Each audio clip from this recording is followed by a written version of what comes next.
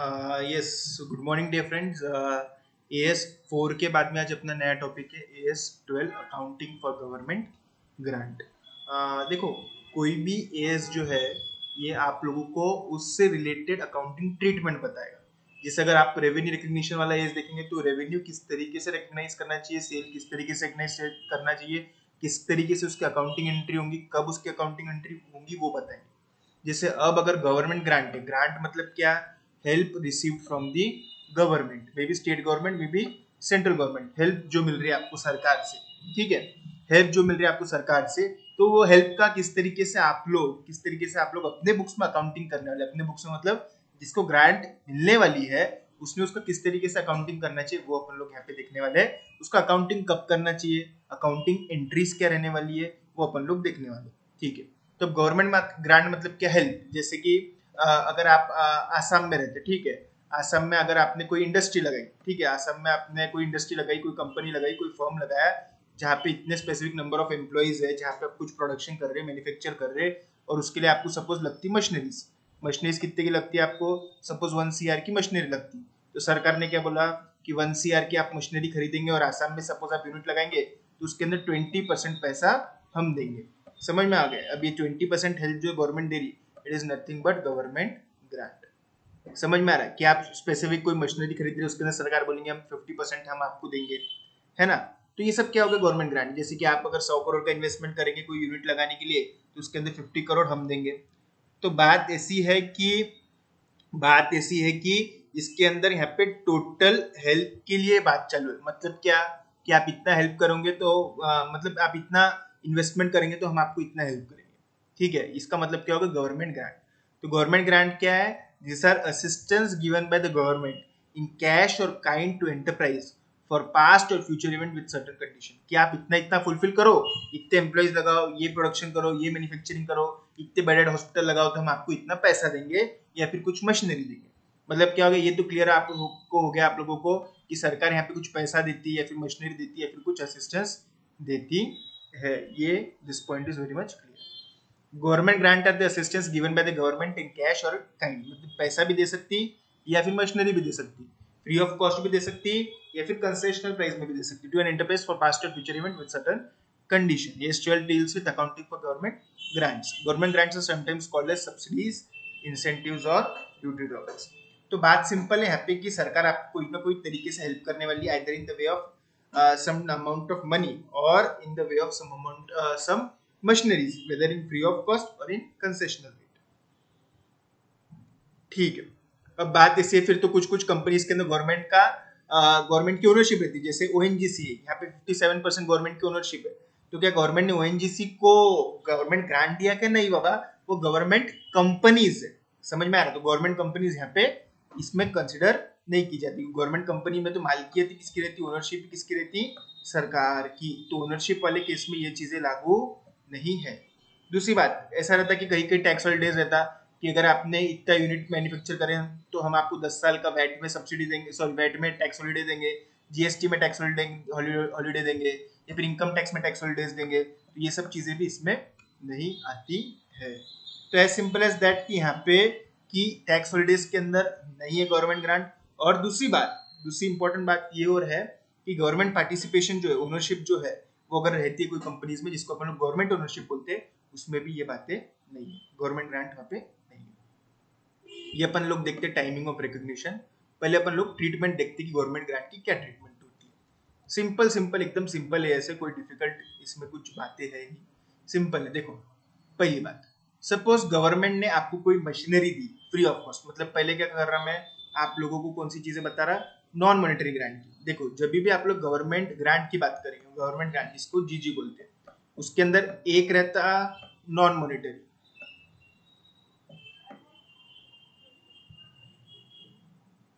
और दूसरा रहता मॉनेटरी। नॉन मॉनेटरी में आपको क्या मिलने वाला है, कुछ तो भी इन काइंड मिलेगा। मतलब जैसे कि मशीनरी हो गया, लैंड हो गया, यहाँ पे ये सब चीजें मिलेंगी। और मॉनेटरी के अंदर आप लोगों को कैश मिलेगा, मतलब बैंक से पेमेंट है। ठीक है। तो गवर्नमेंट ग्रांट दो टाइप के, एक तो जहाँ पे पैसा मिलता मतलब जिसको अपन लोग बोलते हैं मॉनेटरी ग्रांट, और दूसरा रहता है जहाँ पे कोई तो भी चीज मिलती, कैश नहीं मिलता, कोई तो भी लैंड मिलता, मशीनरी मिलती, ये सब बात। ठीक है, समझ में आ रहा? तो गवर्नमेंट ग्रांट किसने पूछा, तो कौन से टाइप के, दो टाइप के, एक तो मॉनेटरी और दूसरा तो नॉन मॉनेटरी। ठीक है, पहले अपन लोग देखेंगे non monetary grant. Non monetary grant मतलब जहाँ पे आपको कोई कैश मिलने वाला नहीं, आपको कोई चीज मिलेगी, कोई वस्तु मिलेगी, कोई थिंग मिलेगा। ठीक है, non monetary grant. Non monetary grant मतलब क्या, कोई चीज मिल रही, लैंड मिल रहा है, मशीनरी मिल रही है, सब चीजें अगर आपको फ्री ऑफ कॉस्ट में मिली तो आप लोगों ने उसकी एंट्री क्या करना चाहिए, 1 रुपए के अंदर। जैसे सरकार ने आपको लैंड दे दिया वापरने के लिए 100 साल के लिए, उसके बाद सरकार ने कितना पैसा लिया, कुछ भी नहीं लिया बोले सर, तो फिर इसका कैसे एंट्री करना, बाय लैंड अकाउंट। ठीक है, टू कैश कितना, ऑफ कोर्स नॉमिनल अमाउंट पे, पैसा ही नहीं लिया तो 1 रुपए पे ये करो और 1 रुपए पे डेबिट करो, 1 रुपए पे क्रेडिट करो। समझे क्या, land to cash, 1 rupees 1 rupees. ठीक है सर, 11 पे कर सकते क्या, हाँ सर 51 पे कर सकते क्या, नॉमिनल अमाउंट पे करो कुछ भी, लेकिन आप लोगों को एंट्री लेना जरूरी है, बाय लैंड टू कैश, 1 रुपया 1 रुपया। समझ में आ रहा है आप लोगों को, बाय लैंड टू कैश, इतनी सिंपल एंट्री है। गवर्नमेंट ग्रांट क्या है बोले, यहाँ पे एसेट मिला हुआ है गवर्नमेंट ग्रांट के रूप में, it is accorded nominal value.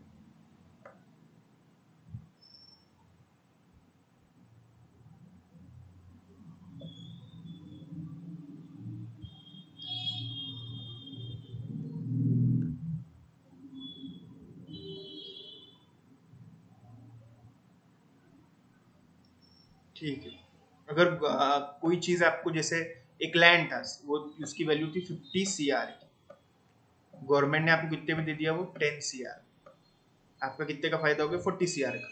तो अब इसकी एंट्री कैसे होंगी, बाय लैंड। कोई भी चीज जितने में मिलती ना उतने में उसको आप लोगों ने एंट्री करना चाहिए। Debit what comes in, credit what goes out. By land 10 CR to bank 10 CR, जितने में मिल रही उतने में आप अकाउंटिंग एंट्री कर सकते हो।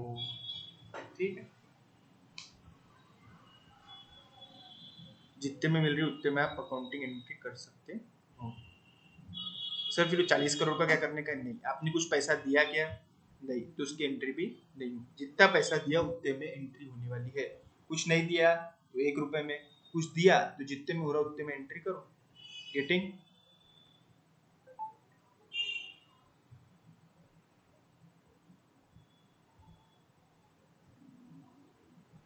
ठीक, जितने में दिया उतने में एंट्री करना पड़ेगा।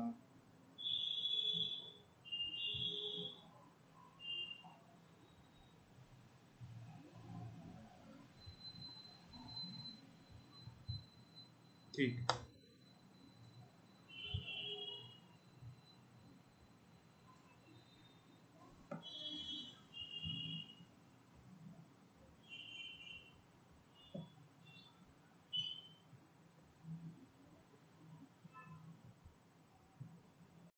तो जितने में मिला उतने में आप लोगों को रिकग्नाइज करने का है।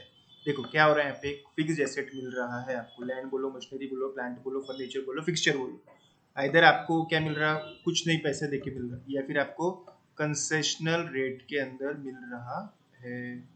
ठीक है, इधर जीरो में या फिर कंसेशनल रेट में।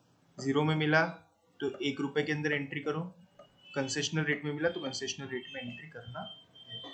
ठीक है, ओके।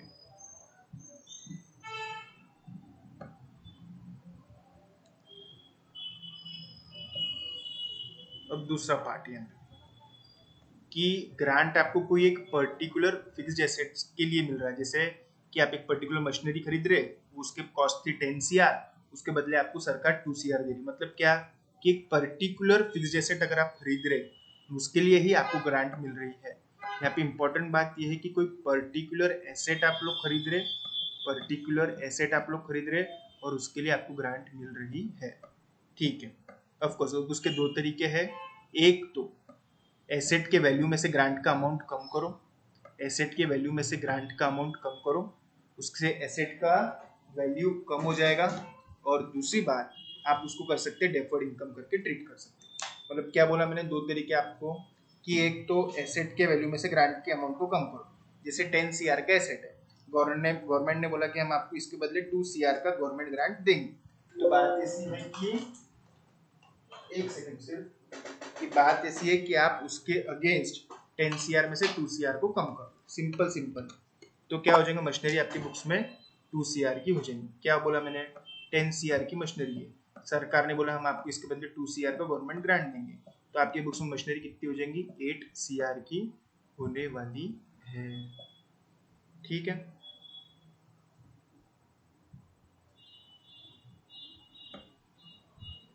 दूसरा तरीका है गवर्नमेंट ग्रांट को डेफर्ड गवर्नमेंट ग्रांट करके ट्रीट करो और बाद में उसको फिर धीरे धीरे पीएनएल के अंदर लेके जाओ in the proportion of depreciation charge on that asset.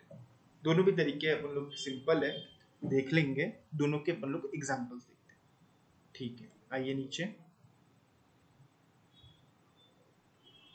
देखो, बढ़िया एग्जांपल दिया है अपने इसमें, एकदम सिंपल है। 50 लाख का एक एसेट है, थोड़ा ऊपर, हाँ, जेड लिमिटेड ने 50 लाख रुपए का एक एसेट खरीदा हुआ है जिसका लाइफ है 5 साल का, सेल्वेज वैल्यू है जिसकी 5 लाख रुपए की। ठीक है, मेरे को सिंपल बताओ डेप्रिसिएशन कितना आएगा इसके ऊपर अगर ओरिजिनल एसेट पे चार्ज करें तो, 50 लाख का एसेट, 5 लाख की salvage value divided by 5 year की लाइफ, मतलब 45 लाख डिवाइडेड बाय 5 लाख, मतलब हर साल आपका डेप्रिसिएशन कितना आता है, 9 लाख रुपए ओरिजिनल पे पकड़ा। तो इस तरीके से डेप्रिसिएशन निकालते, सब लोगों को रिवाइज हो गया एक बार। On the purchase of asset government grant is ₹10 lakh, 50 lakh के मशीनरी पे सरकार आप लोगों को 10 लाख रुपए गवर्नमेंट ग्रांट देने वाली है। Pass journal entries for the first 2 years if grant is deducted from the value of fixed asset. ठीक, क्या होगा देखो, grant deducted from value of fixed asset, simple है। पहले तो क्या होगा, पहले आप लोग फिक्स्ड एसेट खरीदेंगे by fixed asset to bank, 50 lakh 50 lakh, उसके बाद में आपको ग्रांट मिलेंगी 10 लाख की, बाय बैंक अकाउंट को डेबिट करो, गवर्नमेंट ग्रांट को क्रेडिट करो। ठीक है, इन्होंने जो एंट्री करी वो डायरेक्ट एंट्री, मैं सेकंड एंट्री जो इसको बताता कैसे करने का, देखो, by bank to government grant, कितना, 10 लाख 10 लाख। ठीक है, फिर सेकंड एंट्री क्या करना, ग्रांट को एसेट में से कम करना, by government grant to machinery, 10 lakh और 10 लाख, ये दोनों एंट्री का कॉम्बाइन एंट्री उन्होंने किया हुआ है, by bank 10 lakh to machinery 10 lakh. आप कंबाइन भी कर सकते हो और अलग अलग भी कर सकते हो। सर आप क्या प्रीफर करेंगे कि अलग अलग करें तो ज़्यादा अच्छा है, समझ में आता है। पहले एसेट खरीद रहे, फिर ग्रांट मिल रही, सेकेंड एंट्री का एक ग्रांट मिलने की, और फिर बाद में आप ग्रांट को मशीनरी के कॉस्ट में से कम करें। चीज़ों को सिंपल रखो रखो ठीक है, पहले एसेट खरीद रहे, फिर ग्रांट मिल रही by bank to government grant, फिर ग्रांट को मशीनरी में से कम करें। ठीक है, अब मशीनरी आपके लिए कितने लाख की हो गई, 50 लाख में से 10 लाख कम हो गए, मशीनरी आपके लिए कितने की हो गई, 50 लाख माइनस 10 लाख। ठीक है, ये हो गए 40 लाख। अब आपकी सेल्वेज वैल्यू कितनी है, 40 माइनस 5, कितने को डिप्रिशिएट करने का है आप लोगों को, 35 को, ओवर द कितने ईयर्स करने का है आप लोगों को, 5 ईयर्स, तो हर साल का डिप्रिसिएशन कितना आता, 7 lakh. Depreciation to fix asset और by profit and loss to depreciation. ठीक है, एकदम सिंपल क्वेश्चन है। पहले एसेट खरीदा, फिर ग्रांट मिली, ग्रांट की वैल्यू को मशीन में से कम किया, और फिर डिप्रिसिएशन चार्ज किया। ये पहले साल का डिप्रिसिएशन, ये सेकेंड ईयर का डिप्रिसिएशन।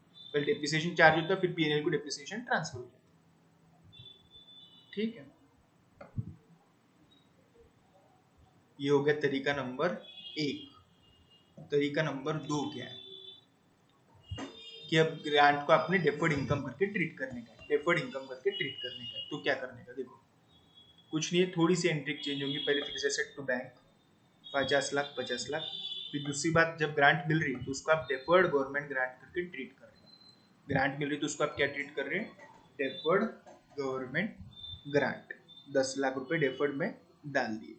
ये डेफर्ड कहाँ दिखते रहेंगे आपको, बैलेंस शीट में लाइबिलिटी साइड, लाइबिलिटी है ना,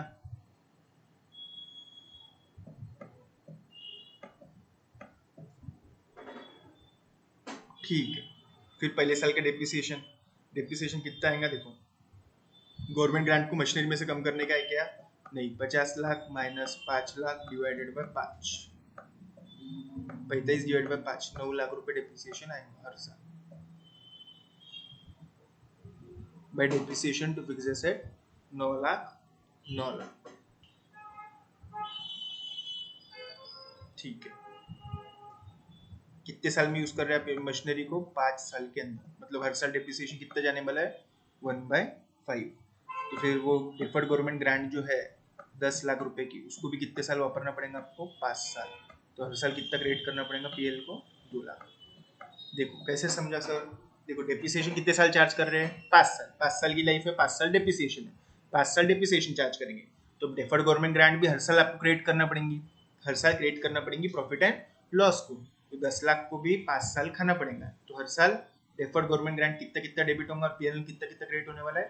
2 लाख रुपए। देखो 9 लाख रुपए का डेप्रिसिएशन डेबिट हो रहा और 2 लाख रुपए का ही क्रेडिट हो रहा। 9 लाख का डेबिट, 2 लाख का क्रेडिट, कितना हो गया आपका डेबिट? 7 लाख का डेबिट हो रहा। और ऊपर वाले एग्जांपल में भी आप अगर देखेंगे तो वहां पे भी पीएनएल में 7 लाख का ही डेबिट हो रहा था। मतलब दोनों भी मेथड में कुछ भी फर्क नहीं है। इसमें भी 7 लाख का डेबिट है और नीचे वाले में भी 7 लाख रुपए का ही डेबिट है।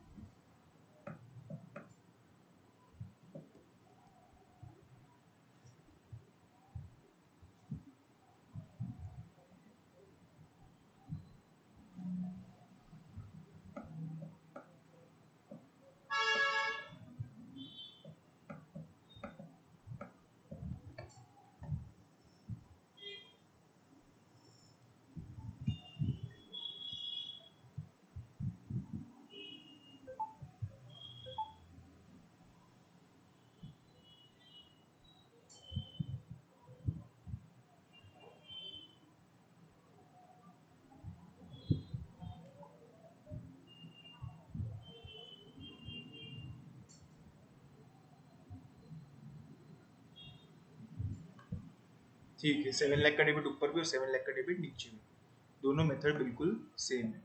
डेफर्ड गवर्नमेंट ग्रांट को पहले क्रेडिट कर दिया, ठीक है, फिर उसके बाद में हर साल उसको आप 2-2 लाख 2-2 लाख 2-2 लाख 2-2 लाख डेबिट करते जाएंगे। By deferred government grant debit करा, प्रॉफिट एंड लॉस को क्रेडिट किया। ऊपर भी सर डेप्रिसिएशन 7 लाख का ही डेबिट हुआ था, नीचे मतलब पीएनएल को ऊपर भी डेबिट 7 लाख का आया था, नीचे भी 9 लाख का डेबिट आया, 2 लाख क्रेडिट आया, मतलब 7 लाख का ही डेबिट है।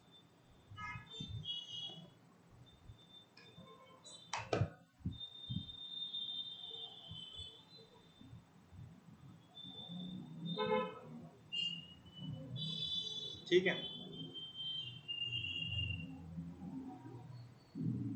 ये तो हो गया डिप्रिशिएबल एसेट के लिए ग्रांट करा था। तो नॉन डिप्रिशिएबल एसेट है जैसे कि लैंड, ठीक है, लैंड है तो क्या करने का? डिप्रिशिएबल एसेट है तो अपन ने बोला कि एसेट की वैल्यू में से कम करने का, है ना। अगर लैंड मिला आपको जो कि नॉन डिप्रिशिएबल एसेट है, तो अगर इसके साथ में कुछ कंडीशन अटैच्ड है तो उसको फिर धीरे धीरे पीएनएल में लेके जाना पड़ेगा। अगर कुछ कंडीशन अटैच नहीं है तो डायरेक्टली कैपिटल रिजर्व को क्रेडिट करना पड़ेगा। समझ रहे हैं क्या?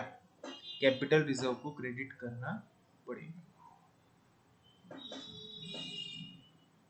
Grants are related to a non depreciable assets, ठीक है। अब नॉन डेप्रिशिएबल एसेट है तो एसेट के वैल्यू में से कम कर सकते क्या? नहीं। अब देख मैं बताता आपको एग्जांपल। एक सपोज 10 सीआर का एक लैंड था, ठीक है।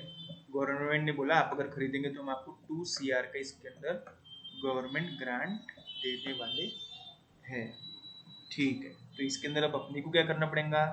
Bye land to bank 10 crore 10 crore, और by bank 2 crore to capital reserve 2 crore by land,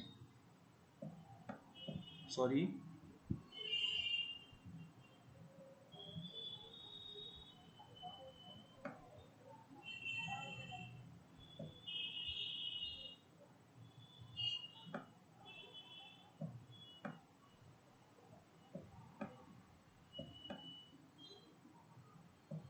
bye land to bank 10 CR 10 CR, और उसके बाद में बाय बैंक गवर्नमेंट ग्रांट मिलेंगी आप लोगों को to capital reserve 2 CR 2 CR.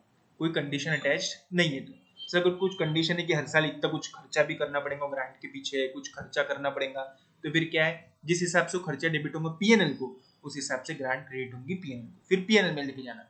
अगर कुछ कंडीशन अटैच्ड है तो पीएनएल में लेके जाना, अगर कोई कंडीशन नहीं है तो कैपिटल रिजर्व में लेके जाना। सर फिर नीचे भी तो अपन ने एक देखा था नॉन मॉनेटरी एसेट, यहाँ पे एसेट मिल रहा था बेटा, यहाँ पे पैसे मिल रहे थे क्या? नहीं, no money received, it was non monetary grant, no money received. समझ में आ रहा? यहाँ पे मनी इज रिसीव्ड, समझ में आ रहा? ऊपर मनी रिसीव्ड है, नीचे मनी रिसीव्ड नहीं है। मनी रिसीव्ड है तो उसकी एंट्री करना पड़ेगी बाय बैंक, तो कैपिटल रिजर्व करना ही पड़ेगा। कंडीशन अटैच नहीं है तो कैपिटल रिजर्व को क्रिएट करो, कंडीशन अटैच है तो पीएनएल को क्रिएट करो, जिस हिसाब से आप खर्चा कंडीशन को पूरा करने के लिए करने वाले। 100 बात की एक बात, पीएनएल को क्रिएट करो, कंडीशन है तो पीएनएल, कंडीशन नहीं है तो कैपिटल। अगर आपको ग्रांट मिलती है with respect to not a particular asset, with respect to total investment, कि आप 200 करोड़ का यूनिट लगाओ, हम 20% देंगे, टोटल यूनिट के इन्वेस्टमेंट को लेकर ध्यान में रखकर अगर कुछ ग्रांट मिलती है तो कैसा रहेगा? कोई एसेट में से कम कर सकते क्या? नहीं। तो ये ग्रांट को आपने क्या करना चाहिए? Again consider it as a owner's contribution. तो अब यहाँ पे क्या होगा मालूम है आप लोगों को? यहाँ पे क्या एंट्री होंगी? सिंपल, अभी जो ऊपर देखिए, by bank to capital reserve, ये सिंपल एंट्री होने वाली है। अगर टोटल इन्वेस्टमेंट को देखते हुए ग्रांट मिलती है तो by bank to capital reserve entry करना पड़ेगा। और ये capital reserve free for distribution नहीं, डिविडेंड करके बांट नहीं सकते। ये क्वेश्चन नंबर 2 में भी दिया है, एक कंपनी को ग्रांट मिली, उन्होंने डिविडेंड करके बांट डाला, ये नहीं चलता। ठीक है, तो अपने सब तरीके के ग्रांट्स देख लिए। Grant is related to revenue, कि हम आप इतना प्रोडक्ट बेचो, हम आपको हर साल कुछ तो भी ग्रांट देंगे। मतलब क्या होगा? अगर हर साल कोई तो भी ग्रांट मिले, not related to some asset, हर साल आपको ग्रांट मिलने वाली है थोड़ी थोड़ी, तो हर साल आपको फिर उसको पीएनएल को क्रेडिट करना पड़ेगा जितने जितने साल आपको मिलने वाली है। ठीक है, 100 बात की एक बार, credited to PNL. Revenue grant है तो पीएनएल को क्रेडिट होगा, क्योंकि रेवेन्यू आइटम सब कहाँ जाते हैं? पीएनएल को, तो पीएनएल को क्रेडिट होने वाला। ठीक है, अपने सभी तरीके के ग्रांट्स देख देखो। X Limited opened its operation backward area in Andhra Pradesh with 5 crore. As per the public scheme announced by state government, the entity is entitled to receive 20% of the investment as government grant. Total unit को ध्यान में रखकर grant मिल रही है, not a particular asset. तो क्या entry होती बताओ तुम? By bank account to capital reserve. ठीक है, बैकवर्ड एरिया वाली ग्रांट भी वही रहता, कैपिटल रिजर्व को ही आप लोगों की क्रेडिट होती है। रेवेन्यू आइटम है क्या? वो नहीं। देखो 50 करोड़ का इनका एसेट का लागत है, टोटल इन्वेस्टमेंट 50 करोड़ है, 10 करोड़ की उसके अंदर गवर्नमेंट ग्रांट है, मतलब 20% आप लोगों की गवर्नमेंट ग्रांट है। कंपनी ने क्या करा हुआ, इसको पीएनएल को क्रिएट करना चाहती कंपनी, लेकिन ये सही है क्या? नहीं। आपको क्या एंट्री करना पड़ेगी? एक ही एंट्री है रे बाबा, by bank to capital reserve. कितना? 10 सीआर और 10 सीआर। ऊपर वाला भी वही है, receive 50 lakh for central government subsidy for setting up industry in backward area. Industry in backward area वाली भी सब चीजें कैपिटल रिजर्व में ही जाती है, क्योंकि टोटल यूनिट को देखते हुए मिल रही है ना, इसके लिए वो वहां पे जाता। ठीक है, तो अपन ने सभी तरीके के गवर्नमेंट ग्रांट आज डिस्कस कर लिए। आप क्वेश्चन नंबर 1 to 6 कीजिए, कुछ नहीं समझा तो मैं तो कल अपन लोग refund of government grant discuss करेंगे। ठीक है, have a great day, thank you.